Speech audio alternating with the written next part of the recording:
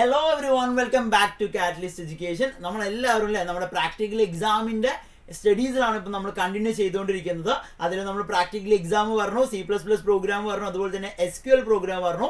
ഇന്ന് നമ്മൾ ഡിസ്കസ് ചെയ്യാൻ പോകുന്നത് നമ്മൾ എങ്ങനെയാണ് ഒരു HTML പ്രോഗ്രാം നമ്മുടെ പ്രാക്ടിക്കൽ എക്സാമിൽ വന്നു കഴിഞ്ഞാൽ എങ്ങനെയാണ് നമ്മുടെ HTML പ്രോഗ്രാം പ്രസന്റ് ചെയ്യുക എന്നുള്ളതാണ് ഇന്ന് നമ്മളോട് നോക്കാൻ വേണ്ടി പോകുന്നത്. നമുക്ക് നോക്കാം. നമുക്ക് ഫസ്റ്റ് തന്നെ ഇവിടെ ഒരു ക്വസ്റ്റ്യൻ തന്നിട്ടുണ്ട്. The web page to design an ordered list as shown below. അല്ലെ, ഒരു ടാഗ് യൂസ് ചെയ്തിട്ട് ഒരു ഓർഡേർഡ് ലിസ്റ്റ് ക്രിയേറ്റ് ചെയ്യാൻ വേണ്ടിയിട്ടാണ് നമ്മളോട് പറയുന്നത്. നമുക്കറിയാം നമ്മുടെ ലിസ്റ്റ് താഴെ തന്നിട്ടുണ്ട് wild life sanctuaries in Kerala. അല്ലെ, കേരളത്തിലുള്ള വൈൽഡ് ലൈഫ് സാങ്ച്വറീസ് ഏതാണ്? അല്ലെ, ഫസ്റ്റ് നമുക്കൊരു 4 ലിസ്റ്റ് അവിടെ തന്നിട്ടുണ്ട്.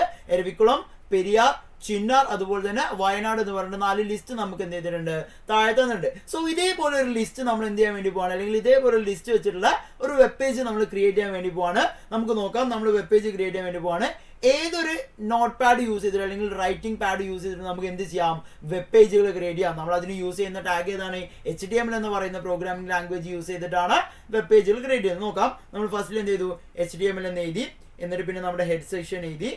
ആൻഡ് അതിൻ്റെ ഉള്ളിൽ നമ്മൾ എന്ത് ചെയ്തു, ടൈറ്റിൽ എഴുതി. ആൻഡ് ടൈറ്റിൽ ഞാൻ കൊടുത്തു ഇപ്പം ടൂറിസ്റ്റ്, അല്ലേ, ടൂറിസ്റ്റ് ഡെസ്റ്റിനേഷൻ ടൈറ്റിൽ ഞാൻ അവിടെ കൊടുത്തു. ആൻഡ് അത് കഴിഞ്ഞ് നമ്മൾ എന്താക്കി, നേരെ ടൈറ്റിൽ ക്ലോസ് ചെയ്തു.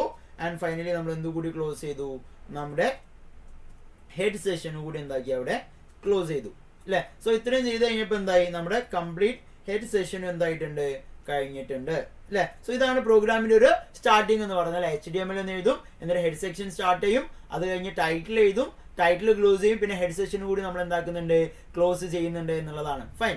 ഇനി നമ്മൾ ചെയ്യാൻ പോകുന്നത് നമ്മുടെ ബോഡി ടാഗ് എന്താക്കും, ഓപ്പൺ ചെയ്യും, അല്ലെ. ജസ്റ്റ് നമ്മളൊരു ബോഡി ടാഗ് എന്ത് ചെയ്തു, ഓപ്പൺ ചെയ്തു. ഇനി ഈ ഒരു ബോഡി ടാഗിന്റെ ഉള്ളിൽ നമ്മൾ ചെയ്യാൻ പോകുന്നത് ഓരോ ലിസ്റ്റിലെ നമുക്കിവിടെ നോക്കി കഴിഞ്ഞാൽ പറ്റും. നമ്മുടെ ലിസ്റ്റ് ഇതാണ്. എന്താണ്? Wild life sanctuaries in Kerala, first one Eravikulam, Periyar, Chinnar and അതുപോലെ തന്നെ വയനാട്, അല്ലെ. നമുക്കറിയാം ഈ ഒരു ലിസ്റ്റ് കാണുന്ന സമയത്ത് ഇത് ഏത് ടൈപ്പ് ലിസ്റ്റ് ആണ്? It is an ordered list, അല്ലെ. ഇത് എന്ത് ലിസ്റ്റ് ആണ്? ഒരു ഓർഡേർഡ് ലിസ്റ്റ് ആണ്. സോ ഈ ഒരു ഓർഡേർഡ് ലിസ്റ്റ് ക്രിയേറ്റ് ചെയ്യാൻ വേണ്ടി നമ്മൾ യൂസ് ചെയ്യുന്ന ടാഗ് ഏതാണ്?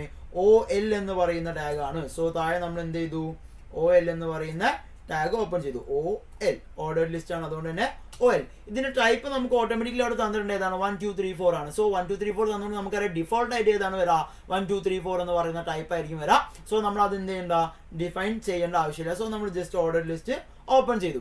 ഇനി നമ്മൾ താഴെ ഓരോ ലിസ്റ്റും എഴുതാൻ വേണ്ടിയിട്ട് LI എന്ന് പറയുന്ന ടാഗ് എന്ത് ചെയ്യുന്നുണ്ട്, ഓപ്പൺ ചെയ്യുന്നുണ്ട്. എന്നിട്ട് അതിൽ നമ്മുടെ ഫസ്റ്റ് ലിസ്റ്റ് എന്താ, എരവിക്കുളം എന്നുള്ളതാണ്. ബട്ട് ബിഫോർ നമ്മളൊരു കാര്യം നോക്കേണ്ടത്, അവിടെ wild life sanctuaries in Kerala എന്ന് പറഞ്ഞിട്ടുള്ള ഒരു ഹെഡിങ് കൊടുത്തിട്ടുണ്ട്. സോ നമ്മൾ ബോഡിയുടെ തൊട്ട് താഴെ എന്താക്കും, ആ ഒരു ഹെഡിങ് ചെയ്തു. സോ അതിന് ഞാൻ H1 എന്ന് പറയുന്ന ടാഗ് യൂസ് ചെയ്തു, അല്ലെ. ആ ഹെഡിങ്ങിന് വേണ്ടിയിട്ട് ഞാൻ എന്ത് ചെയ്തു, H1 എന്ന് പറയുന്ന ടാഗ് യൂസ് ചെയ്തു, H1. എന്നിട്ട് അതിൽ എഴുതി എന്താണ്, wild life sanctuaries in Kerala, കേരളത്തിലുള്ള വൈൽഡ് ലൈഫ് സാങ്ച്വറീസ് ആണ്. ആൻഡ് അതുപോലെ തന്നെ H1 ഞാൻ എന്താക്കി, ക്ലോസ് ചെയ്തു. സോ നമ്മുടെ ഹെഡിങ് അവിടെ കഴിഞ്ഞു. ഇനി നമ്മൾ ഓക്കെ, ഇതോടുകൂടി എന്തായിട്ടുണ്ട്, നമ്മുടെ ഹെഡിങ് അവിടെ നമ്മൾ എന്തായിട്ടുണ്ട്, ബോഡിയുടെ തൊട്ട് താഴെ ആയിട്ട് നമ്മുടെ ഹെഡിങ് നമ്മൾ എന്ത് ചെയ്യുന്നുണ്ട്, എഴുതുന്നുണ്ട്. പിന്നെ നമ്മൾ എന്ത് ചെയ്തു, ഓർഡർ ലിസ്റ്റ് സ്റ്റാർട്ട് ചെയ്തു. എന്നിട്ട് അതിൽ ലിസ്റ്റ് ചെയ്താൻ വേണ്ടി പോകാം. ഏതൊക്കെ നമ്മുടെ ലിസ്റ്റ്, ഫസ്റ്റ് വൺ എന്ന് പറയുന്നത് ഇരവിക്കുളമാണ്. സോ നമ്മൾ എഴുതും എന്താണ്, ഇരവിക്കുളം, അല്ലെ.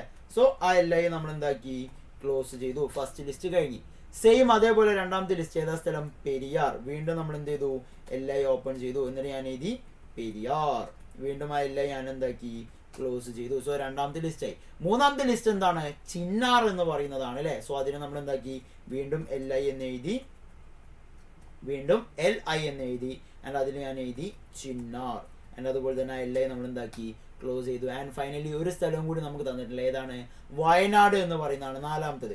ആൻഡ് വീണ്ടും ഞാൻ എന്ത് ചെയ്യുന്നുണ്ട്, അവിടെ LI ഓപ്പൺ ചെയ്ത് എന്നിട്ട് അതിൽ ഞാൻ എഴുതി വയനാട്. വീണ്ടും ആ LI ഞാൻ എന്താക്കി, ക്ലോസ് ചെയ്തു, അല്ലെ. ഇതോടുകൂടി എന്തായിട്ടുണ്ട്, നമ്മുടെ ലിസ്റ്റ് കംപ്ലീറ്റ് ആയിട്ടുണ്ട്, അല്ലെ. ലിസ്റ്റ് കംപ്ലീറ്റ് ആയി കഴിഞ്ഞാൽ ഓട്ടോമാറ്റിക്കലി നമ്മൾ എന്ത് ചെയ്യണം, ആ ലിസ്റ്റിന്റെ ടാഗ് ക്ലോസ് ചെയ്യണം. ഏതാ നമ്മുടെ ലിസ്റ്റിന്റെ ടാഗ്, OL എന്ന് പറയുന്നതാണ് ലിസ്റ്റിന്റെ ടാഗ്. സ്ലാഷ് ഇട്ട് എന്ത് ചെയ്യും, ഓൾ ടാഗ് യൂസ് ക്ലോസ് ചെയ്തു. ഇനി നമുക്ക് എന്തുകൂടി ക്ലോസ് ചെയ്യാനുണ്ട്, നമ്മുടെ ബോഡി ടാഗ് ക്ലോസ് ചെയ്യാനുണ്ട്. സോ ഞാൻ എന്ത് ചെയ്തു, ബോഡി ടാഗ് ക്ലോസ് ചെയ്തു. അതിന്റെ കൂടെ തന്നെ എന്ത് ചെയ്തു, HTML ടാഗ് കൂടി ക്ലോസ് ചെയ്തു. സോ ഇത്രയും ചെയ്ത് കഴിയുന്ന സമയത്ത് നമ്മൾ എന്തെങ്കിലും നമ്മുടെ ഒരു വെബ്സൈറ്റ് കംപ്ലീറ്റ് ആയി കഴിഞ്ഞിട്ടുണ്ട്. ഇനി ഇതിന് നമ്മൾ എന്ത് ചെയ്യണം, സേവ് ചെയ്യണം എന്നുള്ളതാണ്. സോ ഞാൻ ഇതിന് നേരെ സേവ് ചെയ്തു.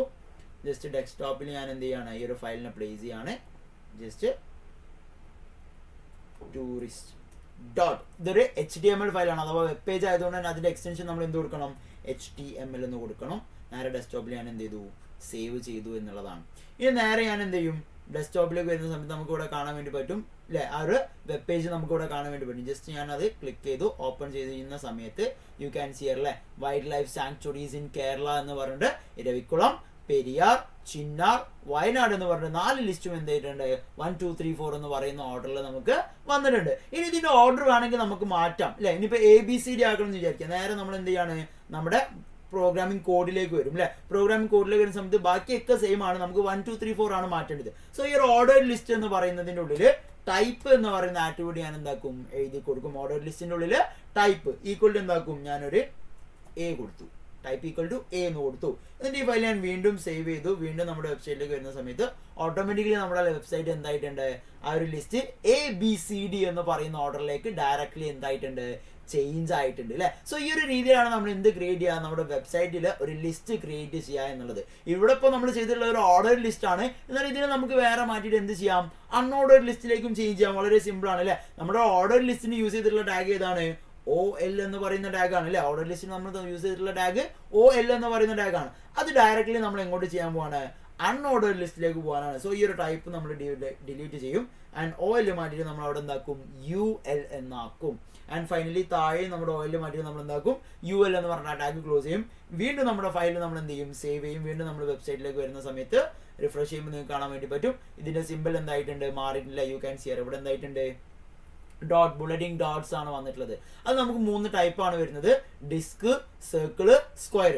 ഇവിടെ ഇപ്പോൾ തന്നിട്ടുള്ളത് ഡിസ്ക് ആണ് അല്ലെ, ഉള്ളിലെ റൗണ്ട് എന്താണ്, ഫിൽഡ് ആണ്. ഇനി ഇതിന് വേണമെങ്കിൽ നമുക്ക് ടൈപ്പ് മാറ്റാം.